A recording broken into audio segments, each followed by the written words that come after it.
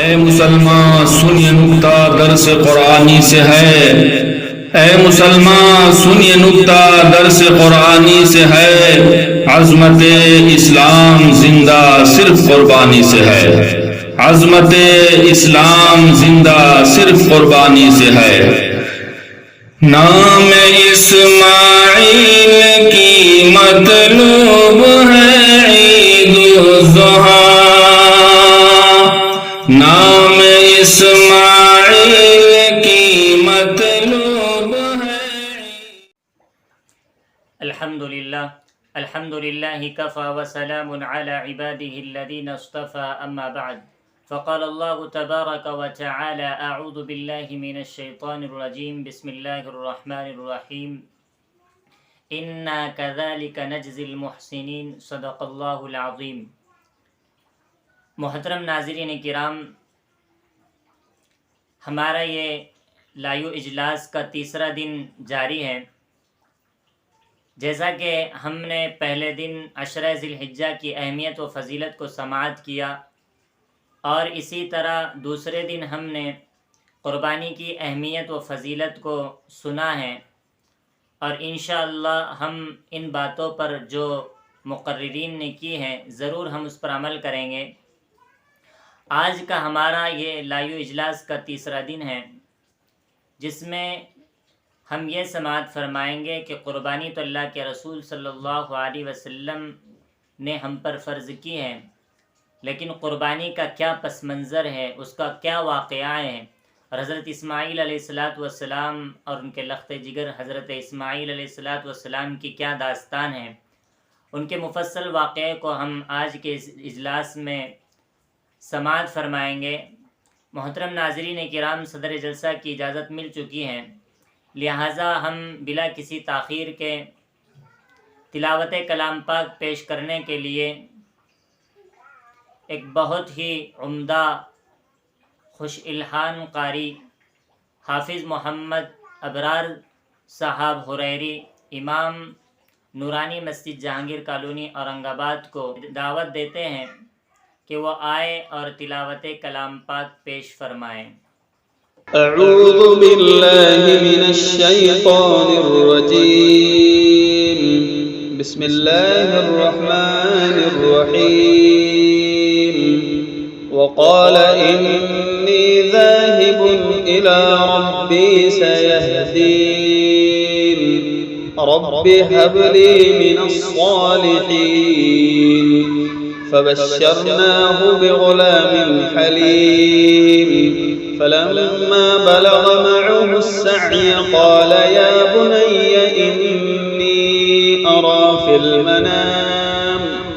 إني أرى في المنام أني أذبحك فانظر ماذا ترى، قال يا أبت افعل ما تؤمر، ستجدني إن شاء الله من الصابرين۔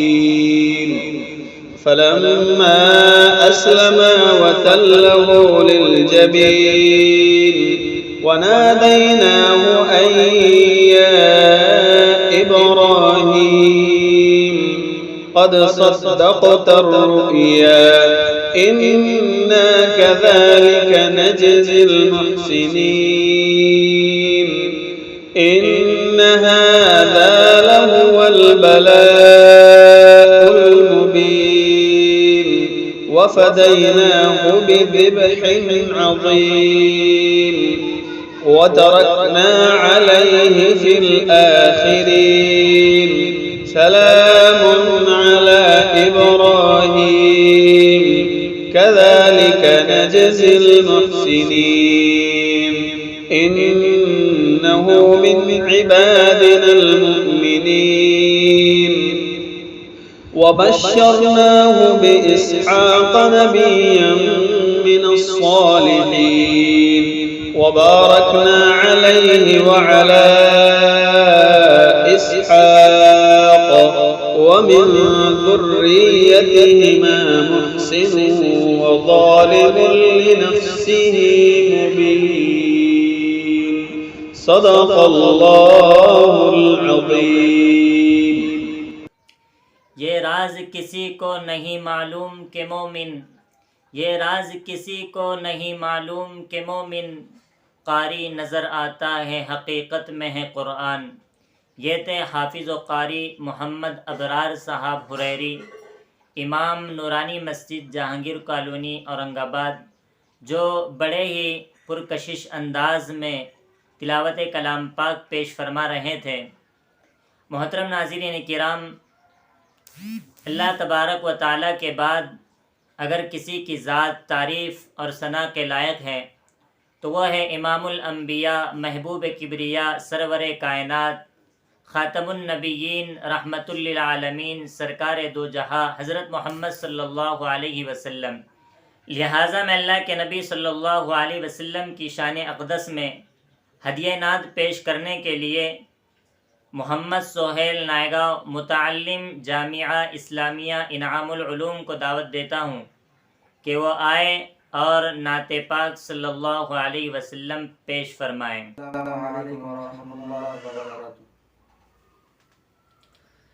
سچ ہے ایسا کر کے دکھانا، مشکل کیا ناممکن ہے۔ سچ ہے ایسا کر کے دکھانا، مشکل کیا ناممکن ہے کہ پتھر سے کلمہ پڑھوانا، مشکل کیا ناممکن ہے۔ سچ ہے ایسا کر کے دکھانا، مشکل کیا ناممکن ہے۔ سچ ہے ایسا کر کے دکھانا، مشکل کیا ناممکن ہے کہ پتھر سے کلمہ پڑھوانا، کہ پتھر سے کلمہ پڑھوانا، مشکل کیا ناممکن ہے۔ سچ ہے ایسا کر کے دکھانا، مشکل کیا ناممکن ہے۔ خون شہید اعظم ہی سے دین کا گلشن تازہ ہے۔ خون شہید اعظم ہی سے دین کا گلشن تازہ ہے۔ خون شہید اعظم ہی سے دین کا گلشن تازہ ہے۔ ان کے لہو کا قرض چکانا، ان کے لہو کا قرض چکانا، مشکل کیا ناممکن ہے۔ ان کے لہو کا قرض چکانا، مشکل کیا ناممکن ہے۔ شاہ مدینہ کی مرضی پہ رب کی مرضی ہے موقوف۔ شاہ مدینہ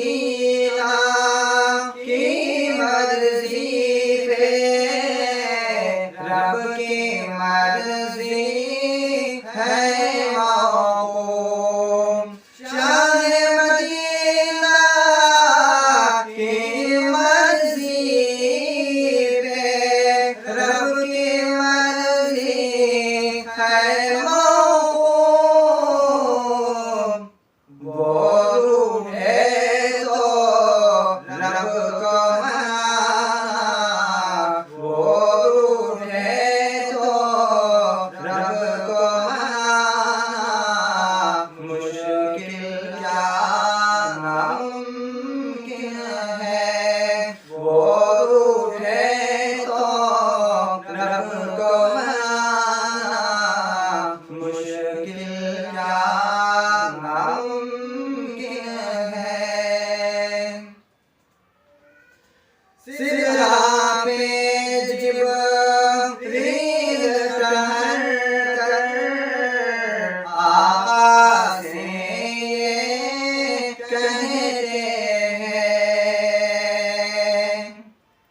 سرا پہ جبریل ٹہر کر آقا سے یہ کہتے ہیں کہ سرا پہ جبریل ٹہر کر آقا سے یہ کہتے ہیں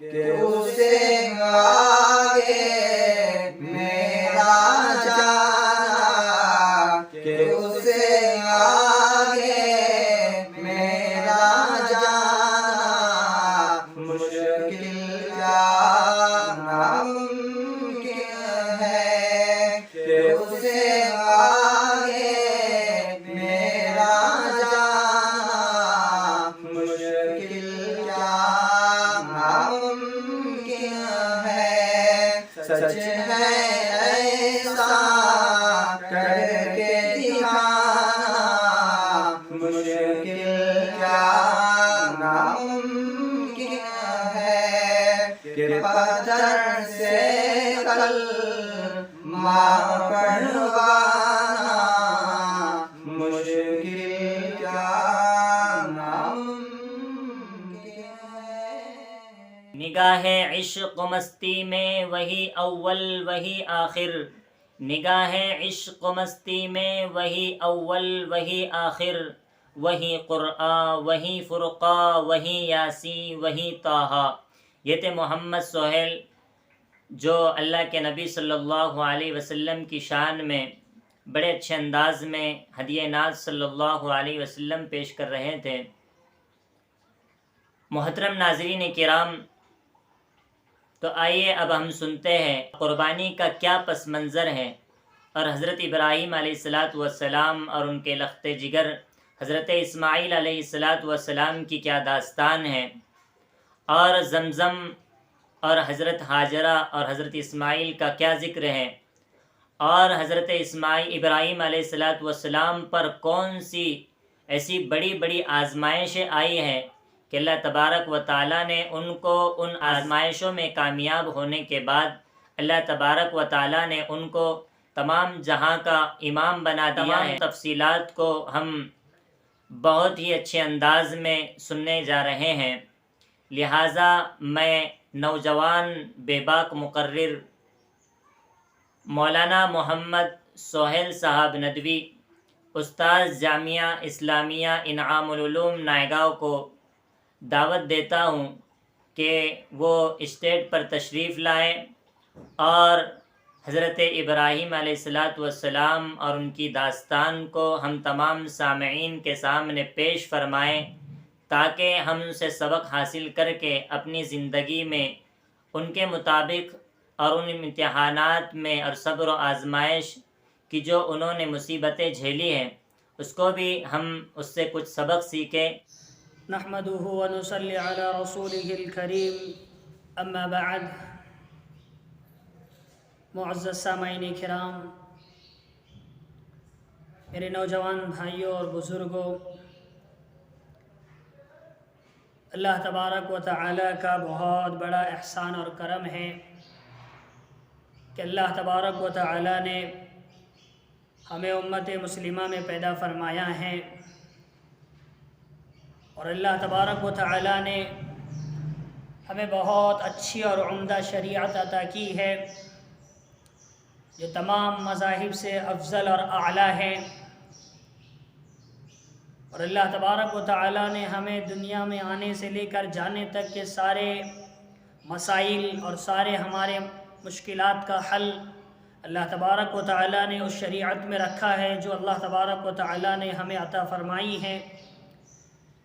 اس لیے ہمیں اللہ تبارک و تعالی کا سامنے سجدہ شکر ادا کرنی چاہیے کہ اللہ نے ہمیں ایسی نعمت عطا فرمائی ہے ہمیں اسے قدر دانی کرنی چاہیے، اس کی قدر کرنی چاہیے۔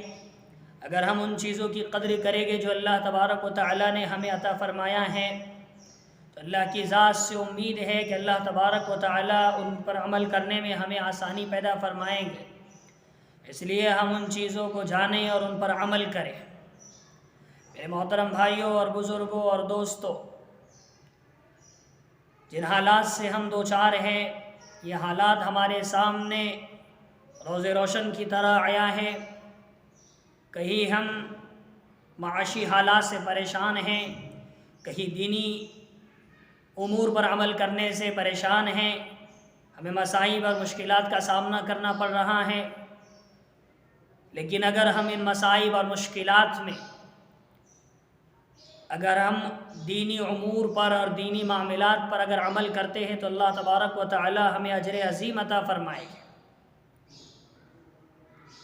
اس مقصد کے تحت میں آپ حضرات کے سامنے حاضر ہوا ہوں، ایک اہم موضوع کے تحت اور ایک اہم مقصد کے تحت اور حالات کے اعتبار سے، اور جو جن دنوں سے ہم گزر رہے ہیں اسی موضوع کے لے کر میں آپ حضرات کے سامنے حاضر ہوا ہوں کہ اللہ تبارک و تعالیٰ نے امت مسلمہ کو بہانے بہانے سے مغفرت کے راستے اور ذریعے نکالے ہیں کہ ماہ رمضان آتا ہے، اللہ تبارک و تعالیٰ ہماری مغفرت فرماتے ہیں۔ ماہ رمضان ختم ہوتا ہے، اللہ تبارک و تعالیٰ عید الاضحیٰ کا موقع ہمارے سامنے لاتے ہیں۔ لیکن ہمیں یہ بات جاننا ضروری ہے کہ جب عید الاضحیٰ آتی ہے یہ ہمیں کیا پیغام دیتی ہے، اس کا پس منظر کیا ہے۔ صرف قربانی کر لینا، گوشت کو تقسیم کر دینا، گوشت کو کھا لینا، صرف یہ ہمارا مقصد ہے؟ اللہ تبارک و تعالیٰ کا بھی یہی مقصد ہے؟ ہرگز نہیں، ہرگز نہیں۔ اس کے پیچھے ایک بہت بڑا واقعہ موجود ہے جس کو ہمیں جاننا ضروری ہے۔ اگر ہم جانیں گے تو ہم اس کی قدر کریں گے اور اس پر عمل کریں گے۔ اس لیے اسی واقعہ کو بیان کرنے کے لیے میں آپ حضرات کے سامنے حاضر ہوا ہوں۔ میں اللہ سے دعا کرتا ہوں کہ اللہ مجھے بھی پورے اچھے انداز سے آپ کے سامنے بیان کرنے کی توفیق نصیب فرمائے اور پورے امت مسلمہ کو اس واقعے کے ذریعے سے ایک پیغام دینے کی توفیق نصیب فرمائے۔ اور اللہ تبارک و تعالی جو باتیں کہی جائے گی سب سے پہلے مجھے عمل کرنے کی توفیق نصیب فرمائے، پھر پوری امت مسلمہ کو ان واقعات پر اور ان باتوں پر عمل کرنے کی توفیق نصیب فرمائے۔ اس لیے ہم اپنی نیتوں کو درست کریں کہ صرف کان کی لذتوں کے لیے یا صرف چاہتوں کے لیے کسی بات کو سن لینا اور پس پشت ڈال دینا یہ ہمارے لیے زیب نہیں دیتا ہے۔ اور اگر ہم یہی کرتے رہیں کہ جو بیانات ہوئے یا جو کچھ دینی مسائل ہمارے سامنے پیش کیے جائیں صرف ہم اس لیے گئے کہ فلاں صاحب نے بہت اچھی بات کہی ہے اور صرف اسے پس پشت ڈال دیا جائے، تو پھر یاد رکھو یہ زندگی کل قیامت کے دن ہمیں بخشے گی رہی۔ اس لیے جو چیزیں ہمارے سامنے آئیں، جو باتیں ہمارے سامنے آئیں، ہمیں اس پر عمل کرنی چاہیے۔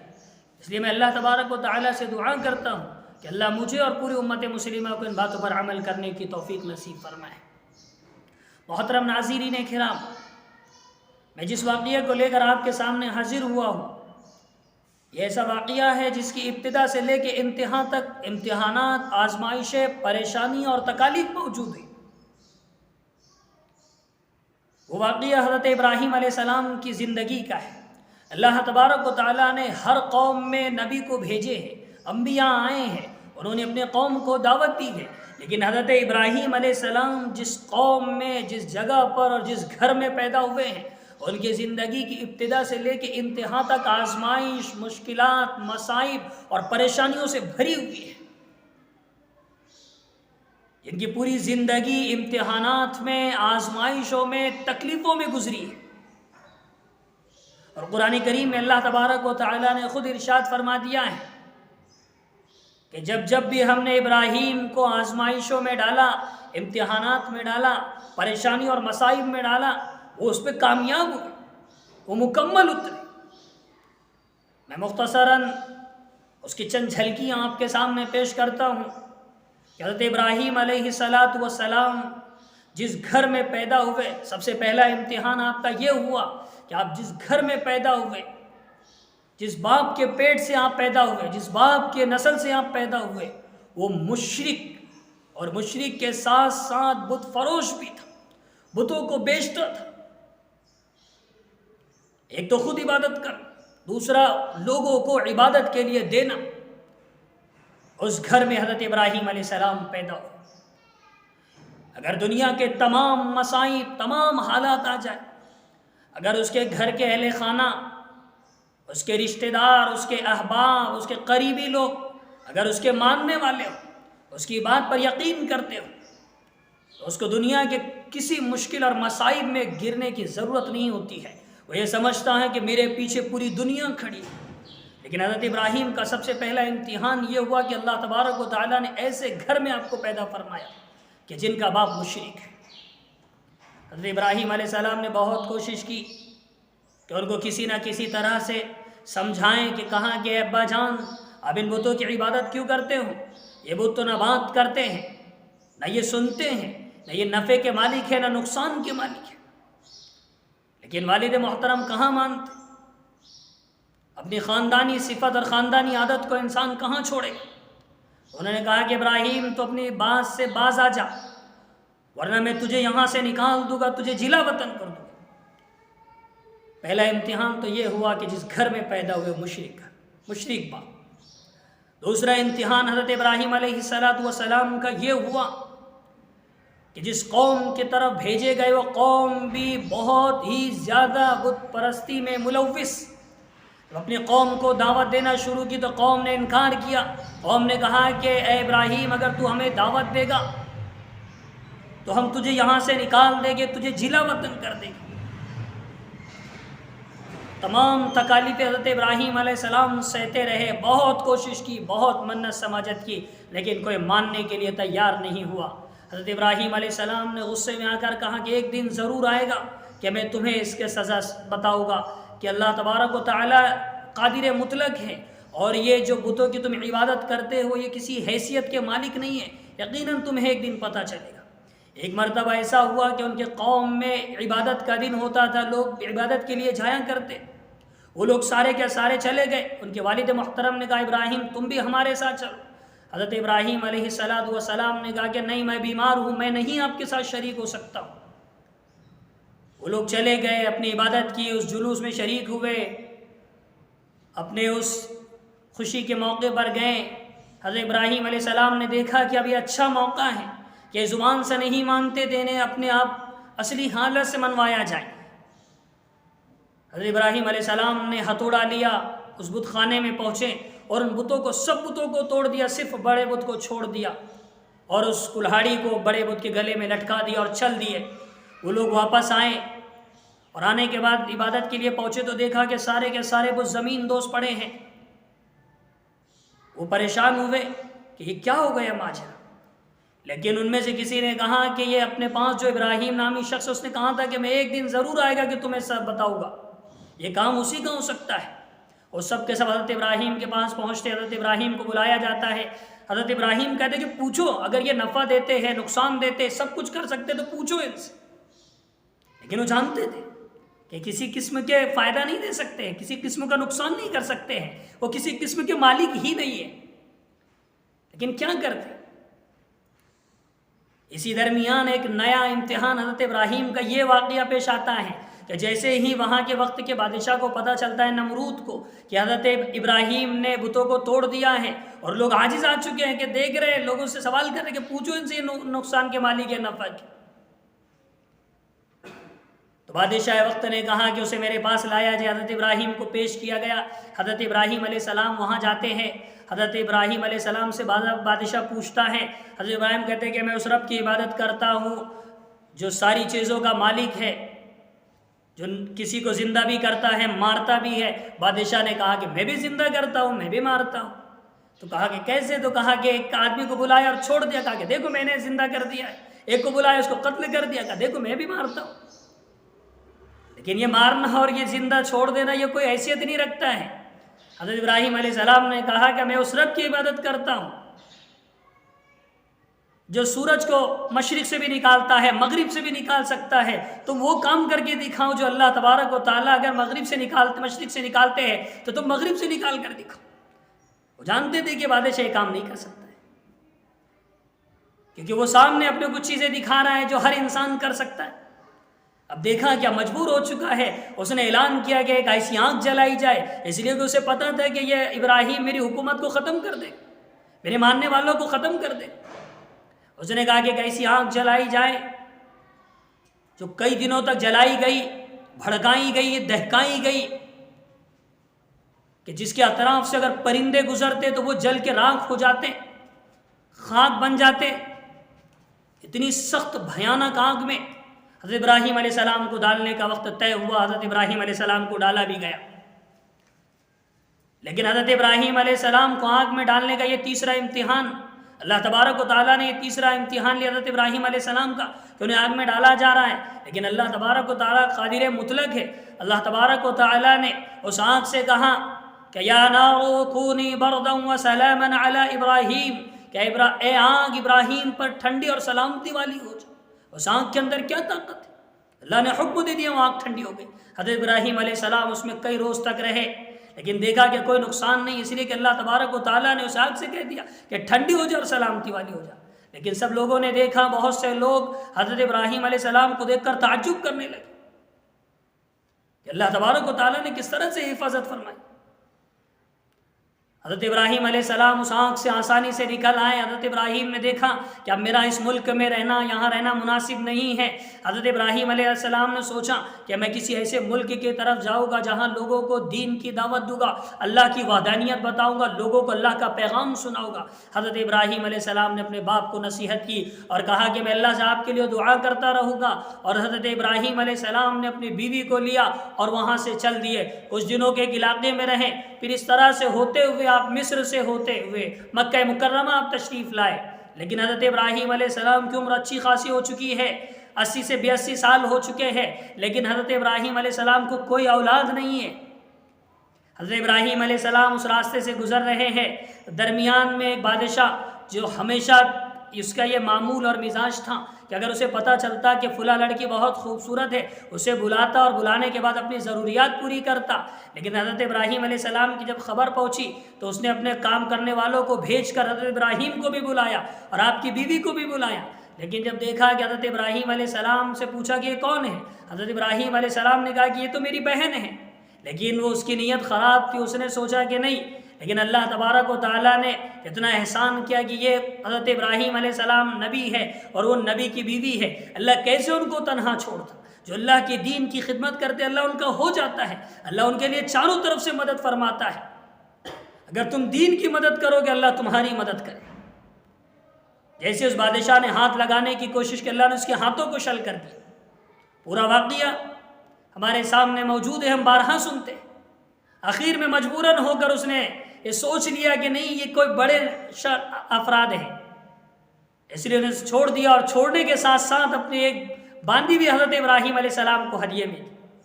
حضرت ابراہیم علیہ السلام ان کو لے کر وہاں سے چل دیے، لوگوں کو پیغام دیتے رہے، علاقہ در علاقہ ہوتے ہوئے اس جگہ پہ پہنچے۔ اور حضرت ابراہیم علیہ السلام کو چوتھا امتحان یہ بھی ہوا کہ ترک وطن کرنا پڑا، وطن چھوڑنا پڑا، اور ایسی جگہ کی طرف چلنا پڑا کہ جہاں آپ کا کوئی پہچاننے والا نہیں۔ حضرت ابراہیم علیہ السلام مکہ مکرمہ پہنچتے ہیں، ایسی زمین، ایسی جگہ جہاں پہ نہ انسان، نہ جانور، نہ وہاں پہ کوئی درخت، کچھ نہیں۔ اللہ تبارک و تعالیٰ نے حضرت ابراہیم علیہ السلام کو یہ حکم دیا کہ ابراہیم آپ اور آپ کی اولاد کو دونوں کو وہاں چھوڑ دیجیے۔ حضرت ابراہیم علیہ السلام اپنی بیوی حضرت حاجرہ کو لے کر اس سرزمین پر پہنچتے ہیں۔ حضرت ابراہیم علیہ السلام کو 80 سے 82 سال کی عمر میں اولاد ہوتی ہے۔ اللہ کا حکم ہوتا ہے کہ انہیں اس ایسی زمین میں چھوڑ جائیے جہاں پہ کوئی انسان نہیں، کوئی جانور نہیں، کوئی درخت نہیں، کوئی پرندہ پر نہیں مارتا ہے۔ حضرت ابراہیم علیہ السلام نے اپنی اس بیوی کو اور اس چھوٹے سے بچے کو جو کئی سالوں کے بعد ہوا ہے، اللہ تبارک و تعالیٰ کے حکم پر چھوڑ دیے اور جانے لگے، کچھ پانی اور کچھ کھجوریں دے کر جانے لگے۔ تو جاتے وقت حضرت ابراہیم علیہ السلام سے حضرت حاجرہ پوچھتی ہے کہ ہمیں یہ تو بتائیے کہ اس جنگل میں آپ کیوں چھوڑ کر جا رہے ہیں؟ ہمارا کوئی سہارا نہیں ہے، کوئی ہمارا ساتھ دینے والا نہیں۔ حضرت ابراہیم علیہ السلام کوئی جواب نہیں دیتے ہیں، جانے لگتے ہیں۔ پھر پوچھتی کہ کیا اللہ کا حکم ہوا ہے کہ آپ ہمیں یہاں چھوڑ کر جا رہے ہیں؟ حضرت ابراہیم علیہ السلام پلٹ کر کہتے کہ ہاں مجھے اللہ کا حکم ہوا کہ میں تمہیں یہاں چھوڑ کر جاؤں.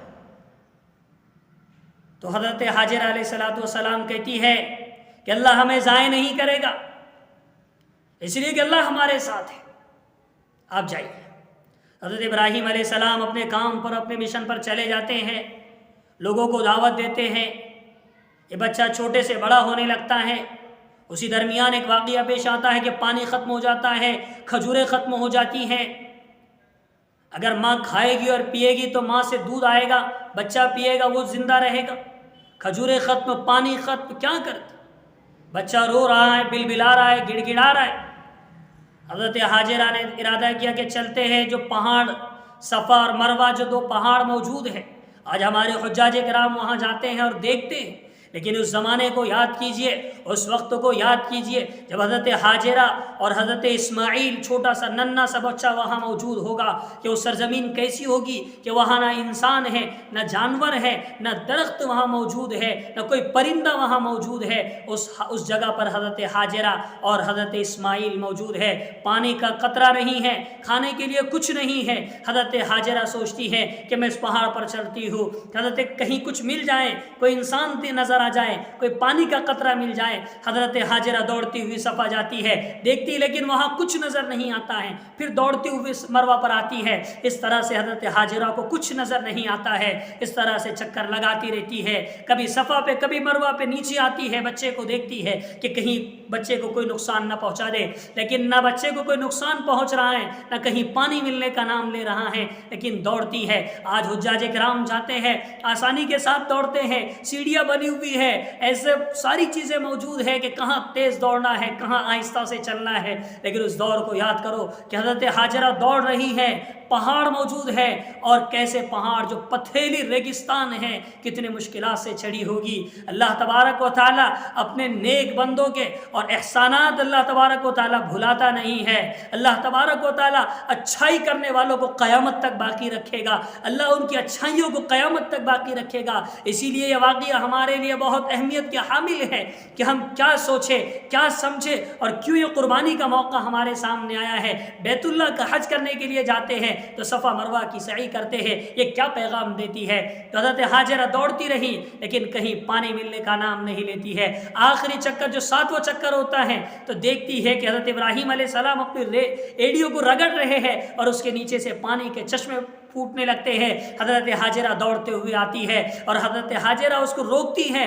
روایتوں میں آتا ہے، تاریخ میں لکھا جاتا ہے کہ اگر حضرت ہاجرہ اس وقت اگر اس کو منڈیر نہ بناتی، اگر اسے کہتی کہ زمزم رک جا، اگر نہ کہتی تو پوری دنیا میں سیلاب آ جاتا. یہ اللہ تبارک و تعالیٰ کی طرف سے معجزے کے طور پر تھے کہ حضرت ہاجرہ کے لیے اللہ تبارک و تعالیٰ نے ان کی قربانی کے بدلے میں ایسا سرچشمہ پھوڑ دیا، ایک ایسا پانی جاری کر دیا جو قیامت تک کہ وہاں سے پوری دنیا سیراب ہوتی رہے گی. اللہ نے اس چشمے میں انسانوں کے لیے شفا بھی رکھی ہے اور ایک معجزے کے طور پر جو قیامت تک باقی رہے گا کہ اسے پانی ابلتا رہے گا. پوری دنیا جاتی ہے، پوری دنیا سیراب ہوتی ہے، دنیا کے ہر چشمے ختم ہونے کے لیے ہے، ہر کنواں ختم ہونے کے لیے ہے، لیکن وہ چشمہ کبھی ختم نہیں ہوگا. پوری دنیا اس سے سیراب ہو رہی ہے. یہ ہے واقعہ جو حضرت ہاجرہ کی وجہ سے اللہ تبارک و تعالیٰ نے حجاج کرام کو صفا مروہ کی سعی رکھی.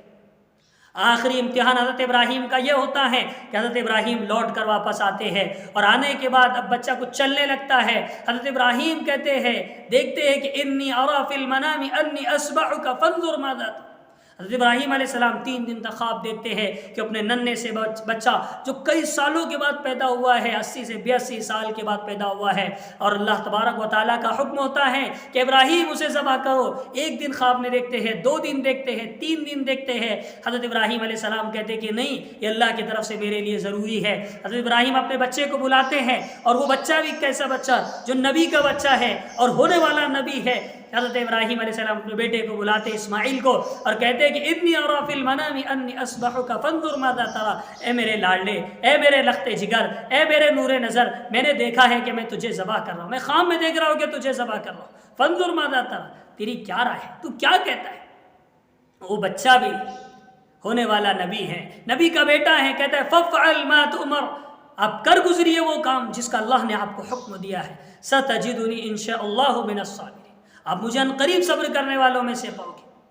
اللہ تبارک و تعالیٰ کا حکم ہوتا ہے، حضرت ابراہیم لے کر نکلتے ہیں، اور لے جانے کے بعد اللہ تبارک و تعالیٰ کے حکم کی تعمیل میں حضرت ابراہیم نے کسی واقعے سے، کسی امتحان سے پیچھے نہیں رہے ہیں۔ ہر امتحان میں آپ پوری طرح سے کامیاب ہوئے اور اللہ نے آپ کو آزمایا ہے، بعد میں خلیل اللہ بنایا ہے۔ جب انسان کسی امتحان میں اللہ تبارک و تعالیٰ کی آزمائشوں میں اور مسائل پر صبر کرتا ہے، اللہ اس کو دنیا میں پورا چمکاتا ہے اور قیامت تک اس کے ان چیزوں کو باقی رکھتا ہے۔ حضرت ابراہیم علیہ السلام اپنے لخت جگر کو لے جاتے ہیں، جانے کے بعد ذبح کرنے کے لیے لٹاتے ہیں، شیطان آتا ہے، وسوسے ڈالتا ہے۔ حضرت ابراہیم علیہ السلام، حضرت اسماعیل کہتے ہیں کہ ابا جان آپ کی آنکھوں پر پٹی باندھ لیجئے۔ حضرت ابراہیم علیہ السلام اپنی آنکھوں پر پٹی باندھ لیتے ہیں، حضرت اسماعیل کو زمین پر لٹاتے ہیں، لیکن اللہ کا حکم نہیں ہوتا ہے، چھری چلنے کا نام نہیں لیتی ہے، بہت کوشش کرتے ہیں، لیکن اللہ تبارک و تعالیٰ کو منظور حضرت اسماعیل نہیں تھے، آپ کی قربانی منظور تھی، آپ کا امتحان منظور تھا کہ آپ اپنے لخت جگر کو کہ اللہ کے نام پر ذبح کرنے کے لیے تیار کرتے ہی نہیں کرتے ہیں۔ اللہ کا حکم ہوتا ہے، اللہ آسمان سے دمبے کو بھیجتے ہیں اور وہ ذبح ہو جاتا ہے، اور حضرت اسماعیل بازو بے کھڑے ہوتے ہیں۔ جب آنکھ کی پٹی کھولتے تو دیکھتے ہیں کہ اسماعیل کھڑے ہیں، دمبا ذبح ہو جاتا ہے۔ اللہ کو مقصد حضرت اسماعیل نہیں تھے، اللہ کو مقصد یہ تھا کہ میرا خلیل اللہ کیا میرے ان امتحان میں کامیاب ہوتا ہے نہیں ہوتا ہے۔ حضرت ابراہیم اس امتحان میں بھی کامیاب ہو گئے۔ اللہ تبارک و تعالیٰ نے جن جن امتحان میں حضرت ابراہیم کو ڈالا ہے، حضرت ابراہیم علیہ السلام کامیاب ہوتے رہے۔ یہ حضرت ابراہیم کی زندگی ہے۔ حضرت ابراہیم علیہ السلام نے ہر چیز کو اپنے زندگی سے لگایا، اور حضرت ابراہیم علیہ السلام نے ہر امتحان کو اپنے لیے آسان سمجھ کے کرنے کی کوشش کی۔ اللہ تبارک و تعالیٰ نے آپ کے سارے امتحانات کو کامیاب کر دیا، اور قیامت تک کے آنے والے ہر انسان کو یہ پیغام دیا کہ حضرت حاجرہ کے صفا مروہ کی سعی کے لیے تمہارے لیے ضروری کر دیا گیا کہ جب تم بیت اللہ کے حج کے لیے جاؤ گے، عمرے کے لیے جاؤ گے، تو تمہیں صفا مروہ کی سعی کرنا ضروری ہوگا۔ اور اگر تم پہ اللہ تبارک و تعالیٰ قربانی کو واجب کرتا ہے تو تمہیں یہ بات یاد رکھنی چاہیے کہ حضرت ابراہیم نے ایک واقعہ پیش آیا کہ حضرت ابراہیم نے اپنے بیٹے کو ذبح کرنے کے لیے زمین پر لٹا دیا، اس لیے کہ اللہ کا حکم ہوا ہے آج تم اپنے مال کے ذریعے سے اللہ تبارک و تعالیٰ کی رضا حاصل کرنے کے لیے تم پر قربانی واجب کی گئی ہے، تم قربانی کو ادا کرو۔ اللہ تبارک و تعالیٰ اس سے ہمیں اور چیزیں عطا فرمائے گا، اس لیے کہ اللہ کو نہ ہمارے جانوروں کی ضرورت ہے، نہ ہمارے گوشت کی ضرورت ہے، اللہ ہم سے قربانی چاہتا ہے۔ اللہ ہمیں دیکھنا چاہتا ہے کہ ہم اپنا مال لٹاتے ہیں کہ نہیں لٹاتے ہیں۔ حضرت ابراہیم نے تو اپنی اولاد کو لٹانے کے لیے لٹا دیا تھا، لیکن آج ہم سے یہ مطالبہ ہے کہ ہم کیا کرتے ہیں۔ یہ واقعہ اور یہ پس منظر ہے قربانی کا۔ اس لیے میرے عزیزوں اور بزرگوں اور دوستوں، اور میں تمام ناظرین کو یہ پیغام دینا چاہتا ہوں کہ ہم اپنے مشکلات اور مسائل کو اللہ کے سامنے رکھیں۔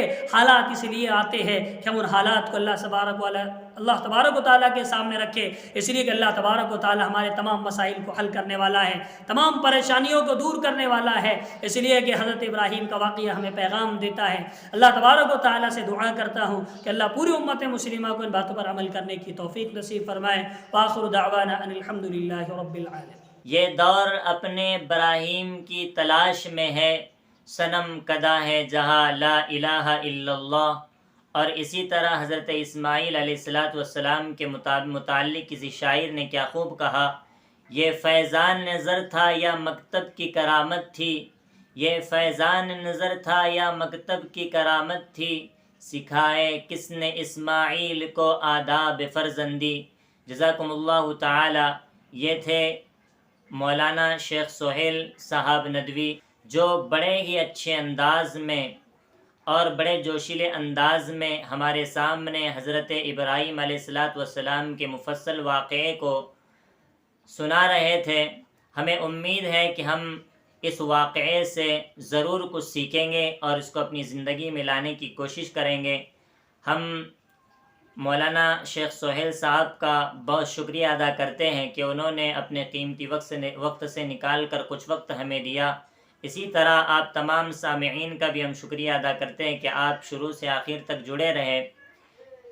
کل بھی انشاءاللہ قربانی کے بہت ہی اہم موضوع کے ساتھ ہم آپ کے سامنے حاضر ہوں گے کہ جن کے جانے بغیر ہمارے لیے قربانی کرنا درست نہیں ہوگا، یعنی قربانی کے وہ کون سے اہم مسائل ہیں کہ جن کو ہر قربانی کرنے والے کے لیے جاننا ضروری ہے۔ قربانی کے ان تمام مسائل کو ہم انشاءاللہ کل ضرور سنیں گے۔ لہٰذا کل بھی آپ تمام حضرات سے کثیر تعداد میں شرکت کی درخواست ہے۔ وآخر دعوانا ان الحمد للہ رب العالمین، والسلام علیکم ورحمۃ اللہ وبرکاتہ۔